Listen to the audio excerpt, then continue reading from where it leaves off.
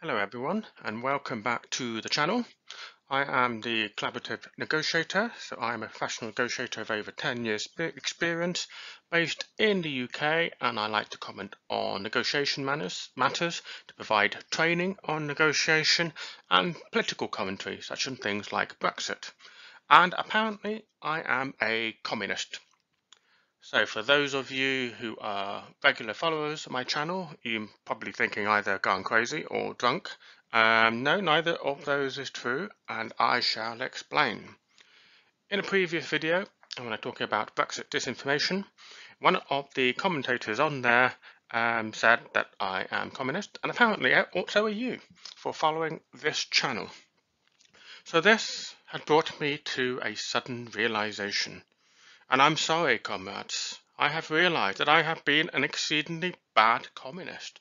I have not advocated for the redistribution of wealth, for the nationalization of industry, for the centralization of power into state, for enhanced worker rights.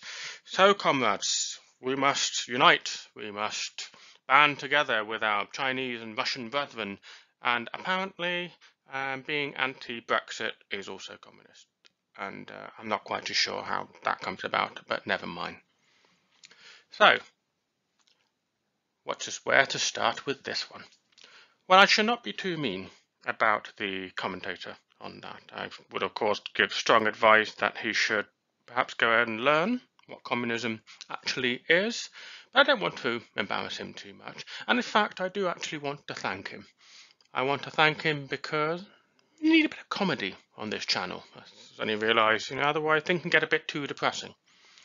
So with that in mind, it gave me an idea.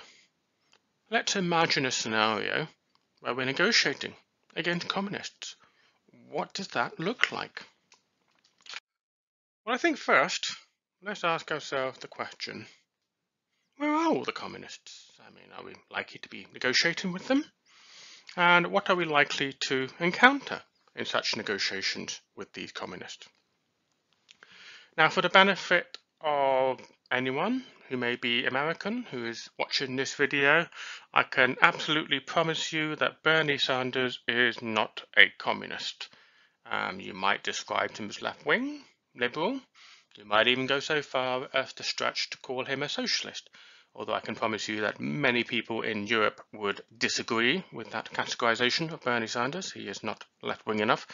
And I can certainly promise you he is not a communist. And in fact, you will find very few communists in the US indeed.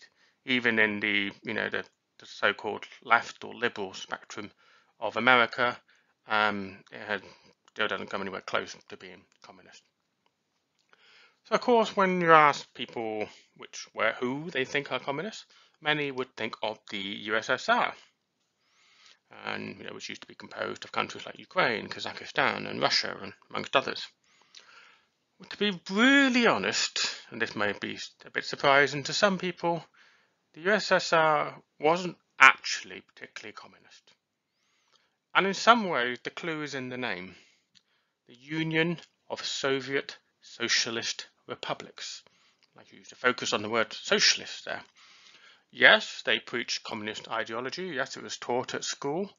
But actually, what the USSR ended up with was more of a dictatorial Stalinist Soviet, socialism. That is what the USSR became. So you can argue they were striving for communism, but that wasn't a destination they actually reached, per se. And of course, that's irrelevant now anyway. The USSR fell apart in the 90s and no longer exists. So we can't point to that as being current communist. So perhaps we shall have to look at the successor to the USSR, chiefly modern-day Russia. Can we argue that the Russians are communist? Well, apart from the history that they weren't particularly communist to start with, despite perhaps striving for it, the reality is modern-day Russia is not really that communist either. A little bit of history here for those who might not realise, and bearing in mind that this is the collaborative negotiators crazy digest of history, so don't go quoting this in any academic papers. But what actually happened to Russia during the fall of the SSR was that it disintegrated. And the West, by the West, Western nation, US, UK, so on, amongst others, did send people to Russia to teach them how to be good capitalists, how to be, how to have a democracy.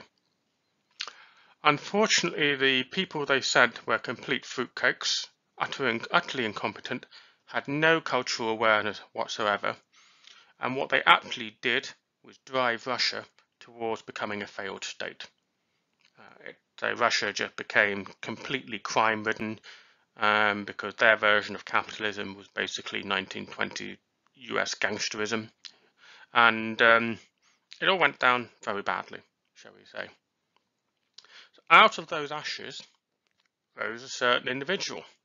Let us call him Mr. Putin.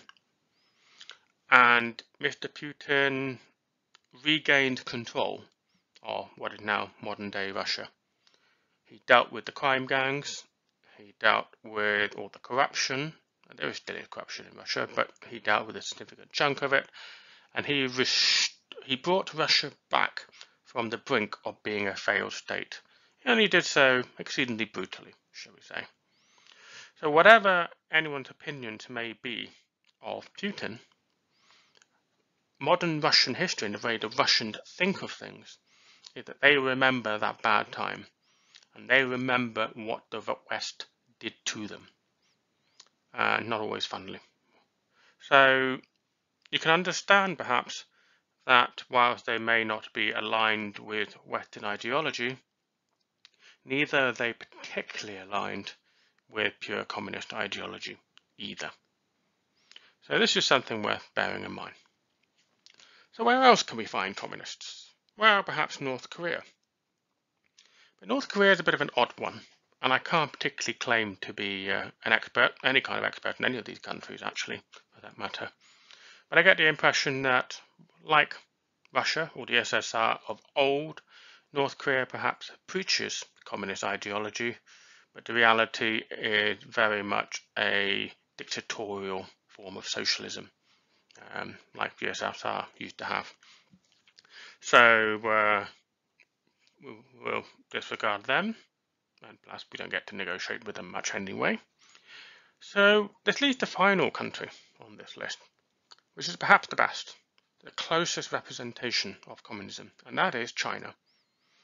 And that is not just because communist ideology was taught in China, but the way China has come together, the way that its people have been conditioned into thinking, is perhaps most suitable for communism.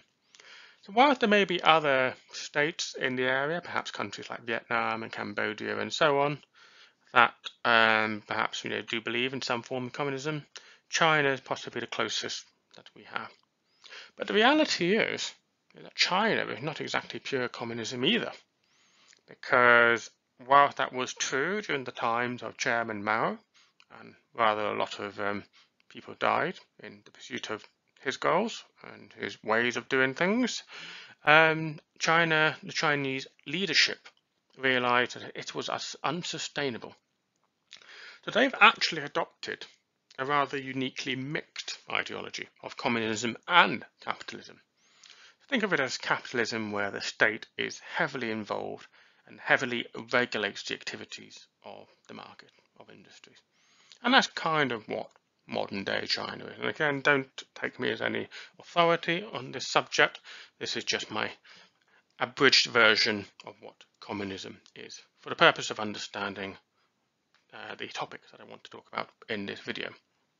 So we have a bit of clue of what former communism countries, perhaps, shall we say, are like. So what is it going to be like trying to negotiate with them? So what should we look for when negotiating with communists? Well, the first thing I'd say is that some people may believe that when engaging with business or political negotiators in those countries, that they would be seeking to indoctrinate them into their lovely workers' paradise. All I can say is get over yourself. That absolutely is not what is going to happen. That is not, they're not interested in that at all.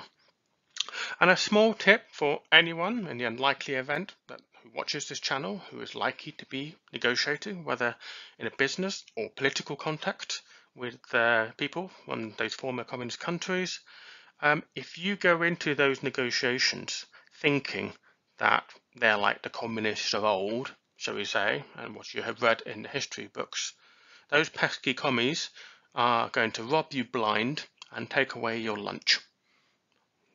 Don't assume they're stupid, don't assume they're unsophisticated and that they are incapable of conducting good negotiations, because otherwise you will be very unpleasantly surprised. So what should we think about then when negotiating with people from that area? Let's say in a business contact. Well, let's imagine dealing with a Chinese businessman. It's a simple example. You will probably get a good price.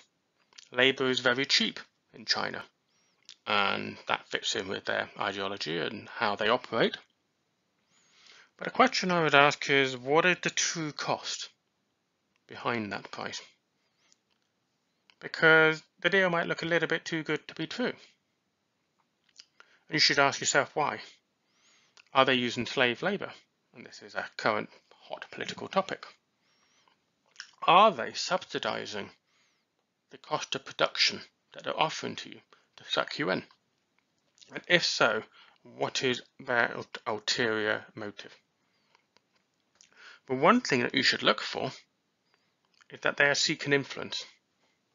And this is something that is quite prevalent with Chinese and Russian negotiators, whether in a business or in a political context. They understand that money is just one of several things worth obtaining during a negotiation. What they might want is to be able to influence you for the future. They might want to influence your market, your company. Specifically, they want to do that to shape future decision making. They want the ability to suck you in, make you perhaps dependent upon their product or really happy with the relationship, shall we say, and that later on they will be able to exert more influence on things wider than what you were negotiating for. They will be looking to shape your thinking. What else might they also be looking for? Well, one thing that is famously well known when dealing with Chinese negotiators is that they're very keen on Western intellectual property. And this perhaps is a good example of communist ideas being put into practice. Because of course, if you're going to start up a factory in China, you have to give them the intellectual property. You have to tell them how to make the product. And I suppose in perhaps true communist fashion, when you do that, that intellectual property essentially becomes the property of the state, the Chinese state. And they will reappropriate it for whatever means they feel as necessary. That doesn't fit within Western ideology. In Western ideology, there's a more rigid adherence to intellectual property rights. But in countries such as China, that is much looser. And they do believe that you have given them that information and therefore they should be entitled to use it, to make copies, to replicate what it is you do. So if they offer you a very good price on manufacturing, and as a condition of that contract that you give a lot of intellectual property over, then you have to do so understanding that you cannot retain full rights over that intellectual property as you would in a Western market. That is that the cost, the true cost, may be a little bit higher than the sticker price. So the other thing you need to think about when dealing, particularly in the political context, is that their way of thinking is a little bit different due to cultural as well as the intellectual contact of how these countries have grown up. So if they see you as an adversary in a negotiation, they will deploy quite a variety of tactics to shift your frames of reference, to make you see their point of view, essentially. And that is what all negotiation is, in some ways, or persuasion even, or propaganda, whatever word you want to use. Shifting frames of reference is something that former communist countries were kind of taught at school, in a way. That was one of the things that they felt was a weapon that they can use on the Western, because the West was too shallow, too short-termism in its thinking. Which brings me to the final thing to consider, which sort of sums up everything from earlier, which is that Russians and the Chinese in particular are very good at playing the long game. So they will offer you very good discounts up front. They will offer you good deals. They will build good relationships because they will play the long game. And the long game, to get to whatever it is their objective. And it's always worth bearing that in mind, because over time things change, people's attitudes change, hopefully for the better, but sometimes not. And so when entering into a negotiation with these sorts of countries, you find that perhaps as the Western side of things, you're at a disadvantage, particularly in the political arena. Western leaders and parliaments usually only last for a few years before they get changed. The Chinese Communist Party will remain eternal, and the president or other senior leaders will be there all the way through as well. They have very long tenures, so they have long memories. They're very happy to play the long game because time is on their side, much more than it is on those of the Western nations. So perhaps what conclusions can we draw when it comes to negotiating with communists, or former communists, I should say? Well, the first point I would make is that when dealing with anyone from a former communist background, don't make the mistake of thinking that that ideology or that background is any kind of barrier to them being good at business or them to being, good at diplomatic negotiations. What happened to Russia in the 90s was extremely brutal, and similarly what happened to a lot of Chinese as well. They learned a lot from those very painful lessons. And the lesson that they have learnt is how to push for their interests and how to see through all the angles to make sure that they don't get duped by the other side. So they're perfectly capable of running good, effective negotiations. And as with anything, you should always be careful if the deal's a little bit too good to be true. What is the true objective that they are looking for? You should understand that. I'm not saying it would be necessarily bad. After all, they may well have the same types of objectives that any other business leader would have, to make money, to make profit, to, employ people. But just make sure you understand that is their true objective and that you have done the due diligence to know that it is all credible. And so the final point as well is that, as with any kind of negotiation in an international context, you should always try and understand the cultural dynamics that you're trying to operate.